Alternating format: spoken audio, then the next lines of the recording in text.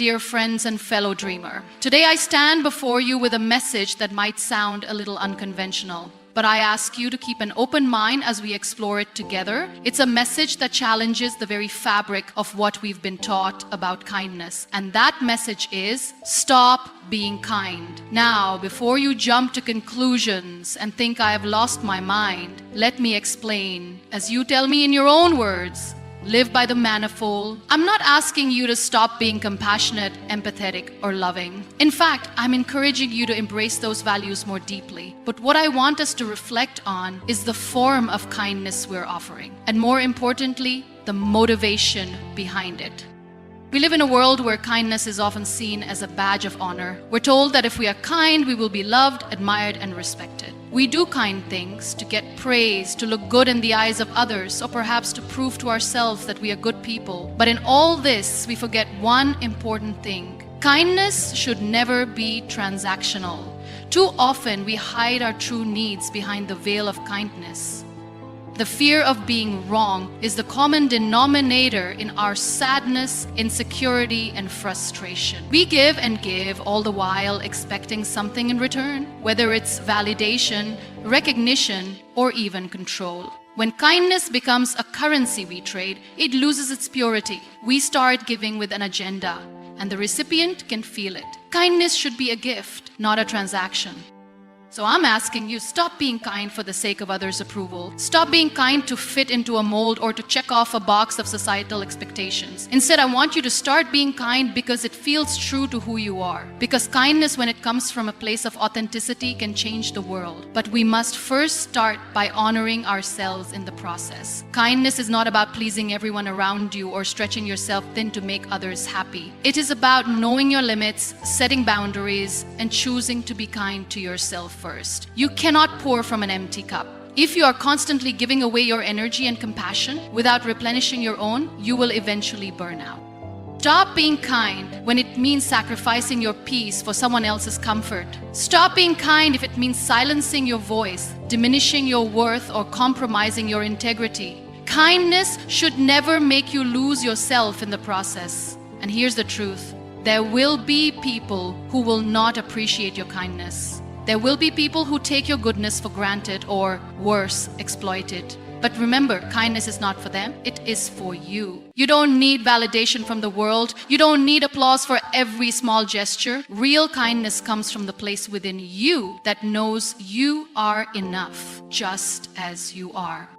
So stop being kind for approval. Stop being kind because you think you must. Be kind because your soul has space for it, because you understand that kindness, when rooted in authenticity and self-respect, becomes the very thing that transforms you and the world around you. Let us stop offering kindness as a way to manipulate or control. Let us stop offering kindness to simply fit into a narrative of perfection. And let us instead offer kindness in its purest form, from a heart that is whole, a heart that knows its worth, and a heart that gives freely without expectations.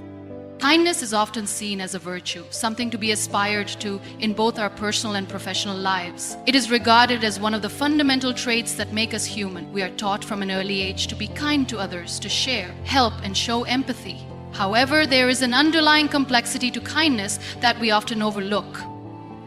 The true essence of kindness lies not in the act itself, but in the intention behind it. And if we are not careful, kindness can easily become transactional, a mere tool to gain something in return. It is this transactional nature of kindness that we need to reflect upon.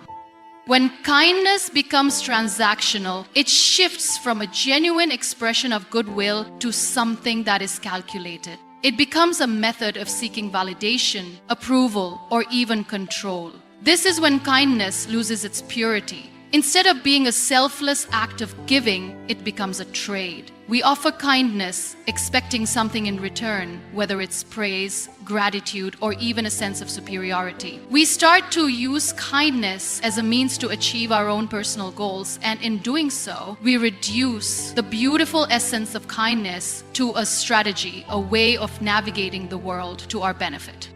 We are often conditioned to believe that kindness is a tool to gain favor in the eyes of others. From a young age, we are told that being kind will make us liked and accepted. It's as if kindness is a commodity that, when offered, guarantees us something in return. And while it is true that kindness can foster connections and build relationships, it is important to ask ourselves whether we are being kind because we genuinely want to help or because we are seeking something in return. When we give kindness with an agenda, we are not truly giving, we are merely performing an act for personal gain.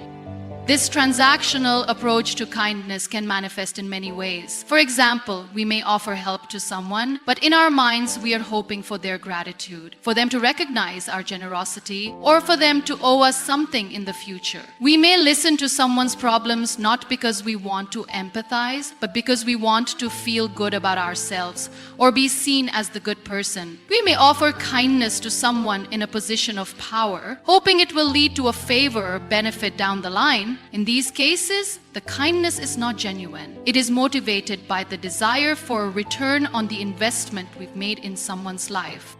When kindness becomes transactional, it loses its authenticity. Authentic kindness is not concerned with what we get in return. It is motivated solely by a desire to help, to ease suffering, or to bring joy to someone else. It is driven by empathy, compassion, and a sense of shared humanity. It does not expect anything back, and it does not seek validation. The act of kindness itself is enough. It is pure and untainted by self-interest. In contrast, transactional kindness comes with strings attached. It is not about making the world a better place. It is about making ourselves feel good, look good, or gain something in return.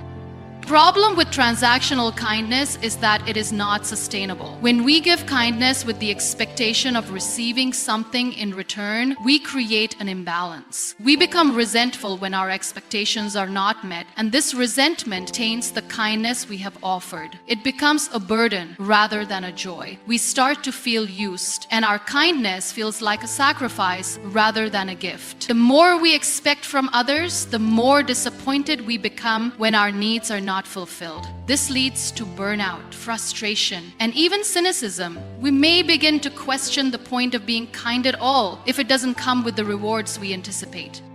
This cycle of giving and expecting can also affect our relationships. When we are kind with an agenda, the people we are being kind to can feel it. They may sense that we are not being genuine in our actions, and this can erode trust. People can sense when kindness is being offered for personal gain. It becomes transactional on both sides. The person receiving the kindness feels obligated to reciprocate, and the person offering it feels resentful when they do not receive the expected return. Over time, this dynamic can create a sense of imbalance, where relationships are based not on mutual respect and love, but on a tit-for-tat exchange.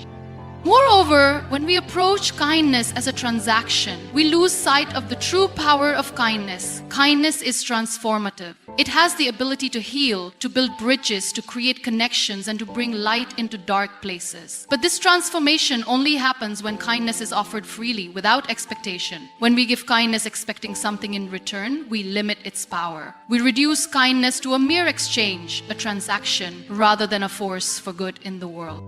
In order to reclaim the true essence of kindness, we must be willing to examine our motivations. Are we being kind because we genuinely care about others? Or are we doing it to gain something for ourselves? Are we offering kindness because we believe in the goodness of humanity? Or are we doing it to fill a void within ourselves? When we give kindness, it should be because it aligns with our values and reflects who we are as people. It should be an expression of our humanity, not a way to manipulate others or gain something in return.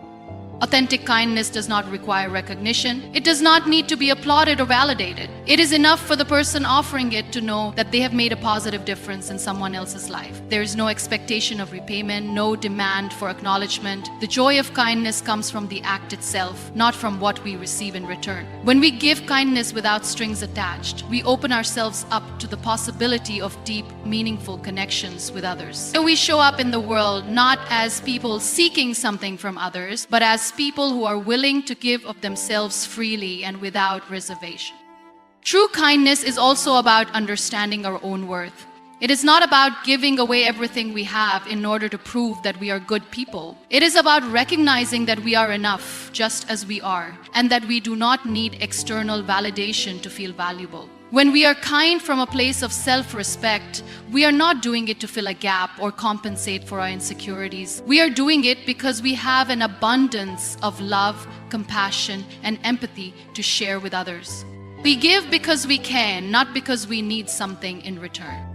The challenge for all of us is to shift our mindset around kindness. Instead of seeing it as a tool for gaining favor or recognition, we must view it as a powerful force that has the potential to transform both ourselves and the world around us. When we stop viewing kindness as a transaction, we allow it to become a genuine expression of who we are. We can give without expecting, love without conditions, and show compassion without the need for acknowledgement. This is when kindness becomes truly powerful. It is when we give not because we expect something in return, but because it is the right thing to do, the compassionate thing to do, and the human thing to do. Kindness is about freedom. It is about offering ourselves to others without the weight of expectations. When we stop being kind for personal gain, we create space for genuine connection. We begin to give not because we need something in return, but because it feels good to share our humanity with others. And in doing so, we begin to experience the true transformative power of kindness. It is in this pure form that kindness becomes something that not only changes others, but also changes us. Kindness is something we all strive for, and it is an essential trait that is celebrated worldwide. It is often seen as the golden standard for human interactions, something that binds us together, builds connections, and creates positive change. But kindness is not always as straightforward as we might think. It can often be seen through a lens of expectation and validation. We find ourselves doing kind things, not necessarily because we want to help or uplift others, but because we want something in return. Validation, approval, or even admiration. When we are kind for the sake of receiving approval or recognition, we begin to make kindness a form of transaction where we give something and expect something in return. This transactional mindset can be incredibly limiting, both for ourselves and for those we interact with. Kindness, in its pure form, should not come with strings attached. It should not be motivated by the desire for applause or accolades. It should not be used as a currency to buy favor or recognition. Instead, true kindness arises from a place of authenticity, where we offer our help, compassion, or understanding without any ulterior motives. When kindness is driven by the need for approval, it often feels inauthentic. We may give without fully investing in the act because we are already thinking about the reward we expect in return. For example, we may help a colleague or friend, not because we genuinely want to support them, but because we are hoping to receive praise or to be seen as the good person. We might do a good deed, hoping that others will take note and acknowledge our effort. The problem with this approach is that it diminishes the quality of the kindness we are offering. Instead of it being a genuine expression of our values, it becomes a tool for self-gratification.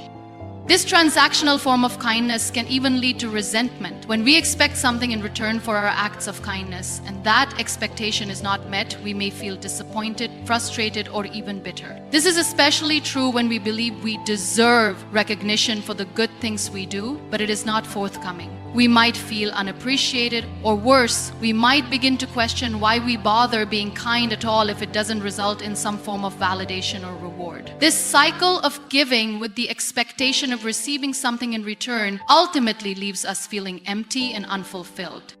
The other side of the transactional nature of kindness is the impact it has on our relationships. When we are kind to others with the expectation of getting something back, our relationships can feel unequal. There may be an underlying sense of obligation that others feel in response to our kindness, and this can create a sense of tension. Rather than genuine connections built on mutual respect, understanding, and care, these interactions become tainted by the expectation of reciprocation.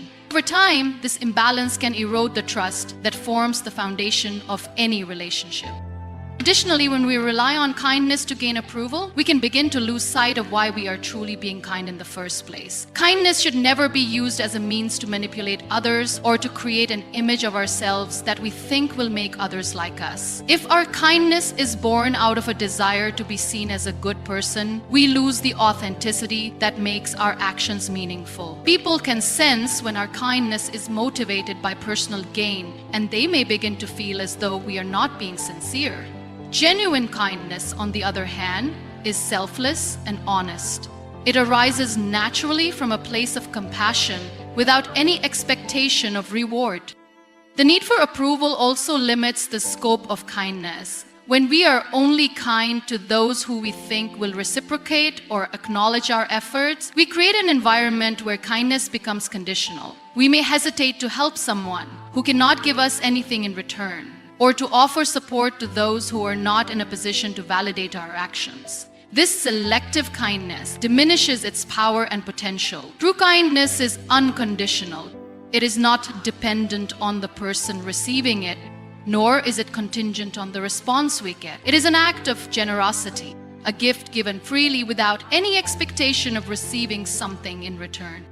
True kindness is liberating because it allows us to step outside of ourselves and focus on others. When we give without expecting anything in return, we free ourselves from the shackles of validation seeking. We offer our kindness simply because it feels right, because we want to make the world a better place, or because we want to help someone in need. This kind of kindness strengthens relationships, fosters trust, and builds deeper connections because it is genuine, untainted by selfish motivations. It is about creating an environment where people can feel safe, supported, and valued without the pressure of having to reciprocate.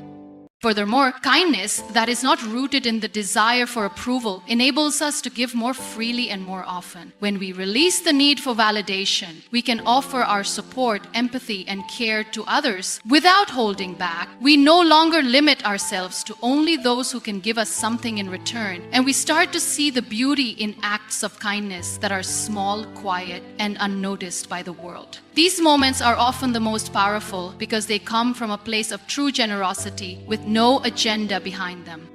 A word that often places so much emphasis on recognition, achievements, and validation, it can be difficult to separate kindness from the desire for approval. But in doing so, we rediscover the true power of kindness. When we give with a pure heart, without any expectation of acknowledgement, we open ourselves up to a more authentic experience of life. We engage with others on a deeper level, not as people looking to gain something, but as human beings who understand the value of connection, compassion, and mutual respect.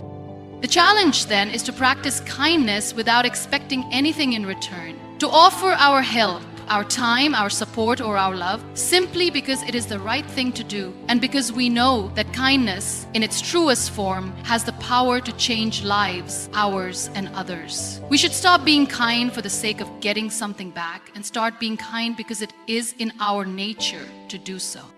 Self-kindness is a concept that is often overlooked in our pursuit of kindness toward others. We are frequently taught to be kind, compassionate, and considerate toward others. Yet we often forget to extend these same qualities to ourselves. It is as if we have been conditioned to believe that self-compassion is selfish or indulgent. We prioritize the well-being of those around us, sometimes at the expense of our own needs, desires, and mental health. But the truth is, we cannot genuinely be kind to others if we do not first practice kindness toward ourselves. Self-kindness is not only important for our personal growth and happiness, but it is also essential for our ability to show up fully for others. When we fail to practice self-kindness, we become more susceptible to burnout, exhaustion, and resentment. We give so much of ourselves to others that we have nothing left for ourselves. We overextend, overcommit, and stretch our limits in an attempt to be there for everyone. But without taking the time to care for ourselves, we inevitably end up feeling depleted and disconnected. The kindness we offer becomes less genuine because it is given from a place of exhaustion rather than abundance. Instead of being an act of love, kindness becomes a duty or an obligation, and we start to resent the very people we are trying to help. The first step in practicing self-kindness is recognizing that we are worthy of care and attention. It's easy to think that we should always put others first and that our needs are secondary, but this mentality is ultimately unsustainable. It is essential to acknowledge that we too deserve love, support, and understanding. We cannot pour from an empty cup, and if we do not prioritize our own well-being, we will have nothing left to give to others. Self-kindness is about recognizing our own humanity and treating ourselves with the same compassion and understanding that we extend to others. It means giving ourselves permission to rest, to say no, and to set boundaries without feeling guilty. One of the most important aspects of self-kindness is self-acceptance. We often hold ourselves to impossibly high standards, believing that we must always be perfect, productive, and successful. We judge ourselves harshly for our mistakes, shortcomings, and perceived failures. But self-kindness requires us to let go of the need for perfection. It means accepting ourselves as we are, flaws and all, and being gentle with ourselves when we fall short. We must learn to speak to ourselves with the same care and encouragement that we would offer a friend. Instead of berating ourselves for not being perfect, we can acknowledge our efforts and celebrate our progress, no matter how small. Self-kindness also involves making time for activities that nourish and replenish us. It's easy to get caught up in the busyness of life and forget to take care of our own needs. We might feel like we don't have time for self-care or that it's a luxury we can't afford. But self-kindness means recognizing that taking care of ourselves is not selfish. It is necessary. Whether it's taking a walk in nature, reading a book, meditating, or simply sitting quietly for a few moments, these small acts of self-care are essential for maintaining our mental, emotional, and physical well-being. By making time for ourselves, we replenish our energy and restore our sense of balance. We become more resilient, better able to cope with life's challenges, and more present for those around us.